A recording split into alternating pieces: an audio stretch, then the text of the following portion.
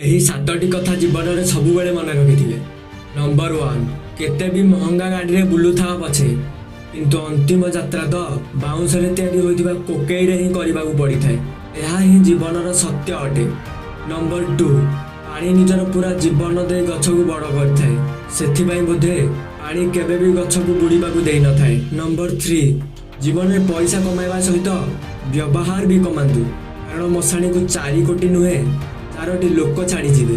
Number 4, ଜୀବନରେ ଯେଉଁ କଥା ଖାଲି ପେଟ ଓ ଖାଲି ପକେଟ ଶିଖାଇଥାଏ ତାହା କୌଣସି ୟୁନିଭର୍ସିଟି ବା ଶିକ୍ଷକ ଶିଖାଇ ପାରିବେ ନାହିଁ।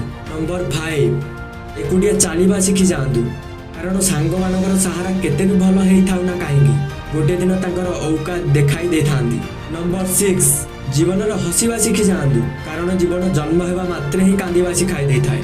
ନମ୍ବର 7, ଯାହା ତୁମର ତାହା ତୁମକୁ ନିଶ୍ଚିନ୍ତ ମିଳିବ।